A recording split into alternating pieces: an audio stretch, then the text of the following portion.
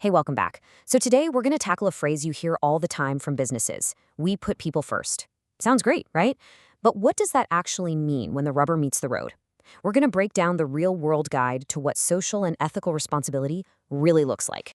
So let's just dive right in with the big question, because it's at the heart of everything we're talking about today. Putting people first. It has to be so much more than just a nice marketing slogan. It's a promise, A commitment that's got to be woven into the very DNA of a company, from the bottom all the way to the top. So how do they actually do it?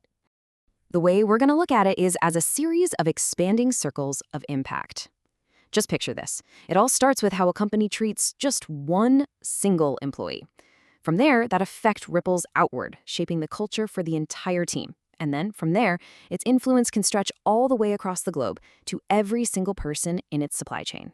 Okay, so let's start with that first and honestly most crucial circle. This is the absolute foundation that everything else is built on, the guarantee of fair work for every single employee. If a company gets this part wrong, well, nothing else they do really matters.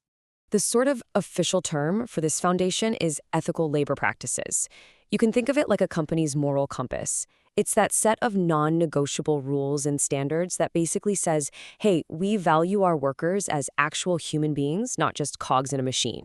But what does that big idea actually look like in the real world? Well, it boils down to a few really concrete things. Take fair wages. We're not just talking about meeting the legal minimum wage here. We're talking about a real living wage, something that can actually support a person and their family. Then you've got safe working conditions.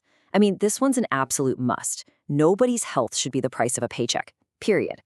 Reasonable hours. That's the barrier against a culture of constant burnout and exploitation. And holding it all up is a fundamental respect for human rights. These aren't just nice little perks, They are the absolute essentials.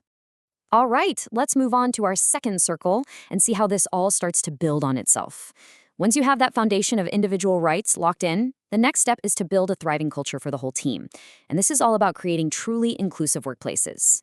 And this, right here, gets to the absolute heart of it. Building a great culture isn't just about having a diverse group of people on the payroll. The real acid test is, once people are there, do they feel like they genuinely belong? Do they feel seen and heard and valued for what makes them unique?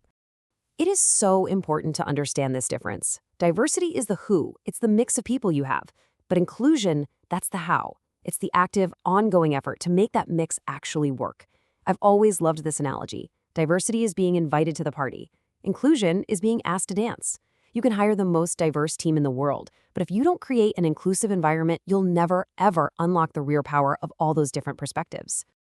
Okay, time to zoom out. Let's expand our view to that third and widest circle, the one that goes way beyond the office walls.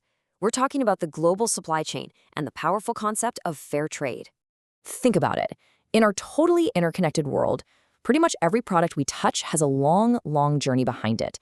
An ethical company gets that its responsibility stretches to every single person involved in that journey, from the farmer who grew the coffee beans to the factory worker who assembled your phone.